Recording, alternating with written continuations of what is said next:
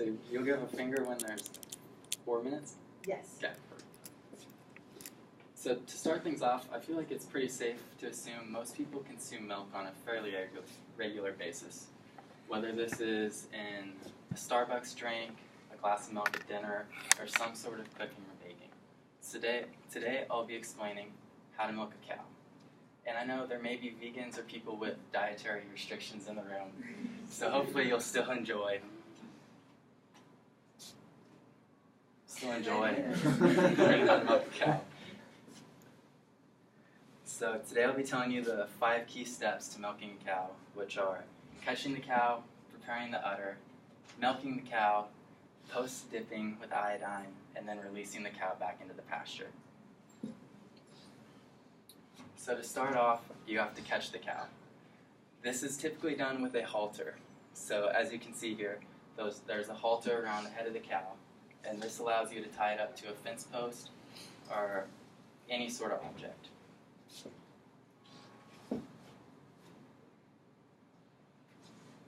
The next step is preparing the cow, preparing the udder. With preparing the udder, you first need to spray the udder with iodine. This allows the iodine to kill bacteria and other diseases that may be on the udder from manure or other things like that. And then you need to strip some milk from the cow. This allows you to check for mastitis and helps the letdown process occur, which is when the milk starts to release and drop, allowing for milk to flow out of the udder more rapidly. And then you need to take a rag or a paper towel and clean off the iodine before you start milking. According to Mark Gleason, who is the former president of the Dairygold Board of Directors, says this is one of the most important steps into having sanitary milk.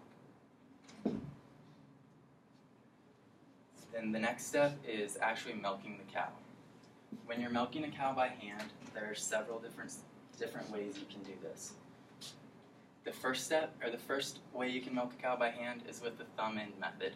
So I'd like you guys all to either get in partners and stick your thumbs down, or take one of your thumbs and stick them down, and then pretend to milk with the other hand. So for the first step, you will fold your thumb back, and then take your fingers on the other side. So you'll have one thumb here, take your thumb back, and squeeze the udder, allowing the milk to flow out. I don't think anything's coming out. Let me squeeze you up. You want to squeeze my udder? Okay. And then the second step is the pull down method.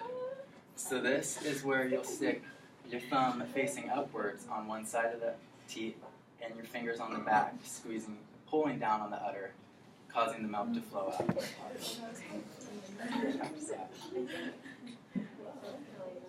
And then the third step is the full hand grip.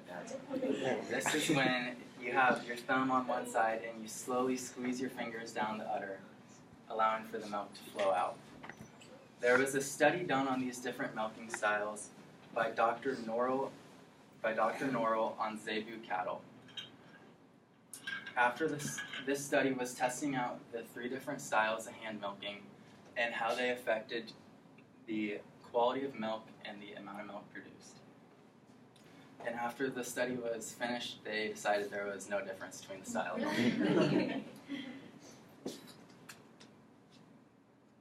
So now, after you're done milking the cow, you have to move into post-dipping. This is when you take an iodine-based substance and dip it on the teats. This allows to protect from diseases and other harmful things like that, preventing mastitis. After the post-dipping is done, it is time to release the cow from the halter and back into the pasture. According to Edward Fowler on his book about Jersey's, Aldering, and Guernsey cows, it is very important that the cows are properly fed, have access to fresh water, and are able to rest in between milking cycles. In conclusion, I hope you learned about the basic hand milking process of how to milk a dairy cow. And if you ever have the opportunity, like these kids here, to milk a cow at a county fair or here on Cal Poly, you will understand some of the basic techniques. Thank you.